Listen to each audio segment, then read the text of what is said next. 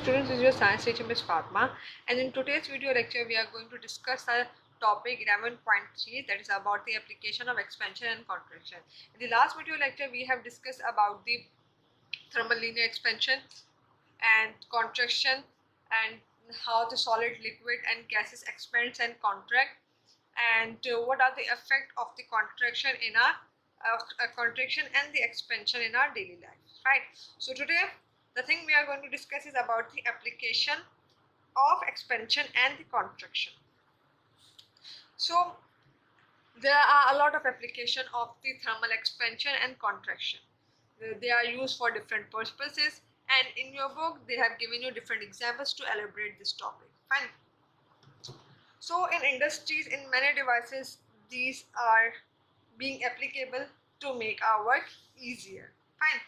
So it has also application in the solids, it has also application in liquid, and it has also application in gases. So the first example that we are going to discuss in the application of expansion and contraction is about the rivet.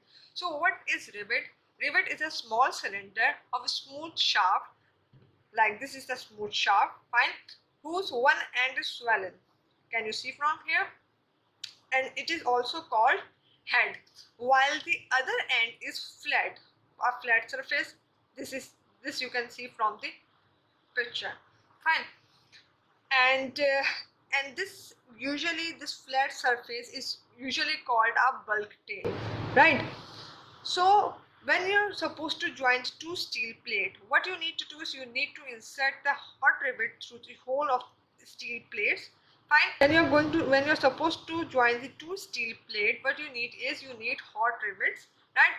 They should be red hot. Fine.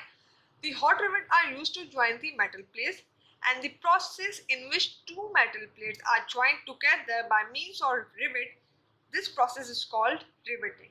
So the process in which two steels, these plates are joining like this, so this process is called riveting. Fine. For joining two steel plates, they are placed above one another, right? And then we need to drill hole in both the places. When the rivet is hot and we are going to insert this hot rivet in it, red hot rivet, in this hole, the end of the rivet, as you can see here, the flat end of the rivet is hammered so that it can also become in the round shape. As going to cool down, what is going to happen?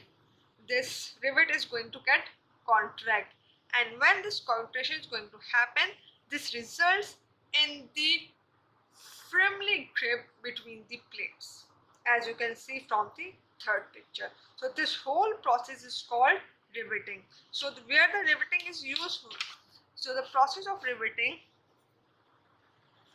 is mostly used in the structures of bridges, in cranes, in making cranes, etc. Right. So the next example and the application we are going to discuss is about the wheel and the metal tire. So now how this wheel and the metal tire get fixed? See, from this picture, this is basically used in somewhere like when there is a wooden wheel, this rim should be wooden, and this is a metal tire. And what happened when we fix the metal tire over a wheel? It might be of wooden, right? The metal tire which are fixed over the wooden wheel of the carts, mostly they are used in carts like horse cart. The wheel which we use, they are made of wood, and the external thing is of metal. Fine. So this metal tire is slightly smaller than the wheel, and how it works? We have to actually put this metal tire on the wheel.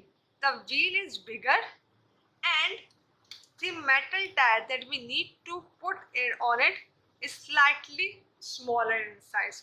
Why it is smaller in size? And if it is smaller in size, how it is going to get on this wheel? So this is the real application of thermal expansion. Now listen to carefully. What we do is when we need to put metal tire on this wooden wheel, we heat this metal tire, and when we heat this metal tire, what actually happens is the tire expands, of course, thermal linear expansion, and due to which the diameter of the tire increases. So then the hot tire can easily get fitted into the wheel, and upon cooling, when it's going to cool down, what will happen? It is going to fix completely on this wooden wheel. So this is how this is the real time explanation of the application of the expansion of the metal tire. Fine. Now the next one. What happens in the next one, and what is the example? This is the example of the fixing the axle on the wheel, right? So this method is mostly used to fit the axle of the train wheels. As you know that train wheels are fully made of metal. Fine. So in this method, the contraction is used instead of thermal expansion. We don't do expansion. We do contraction. How? The diameter of this axle is slightly bigger than this wheel hub. Fine. So what we do, we used to place this axle into a liquid nitrogen, into the mixture of liquid nitrogen, right? The temperature which we use is below minus 196 degrees centigrade. This is extremely cold temperature. Fine.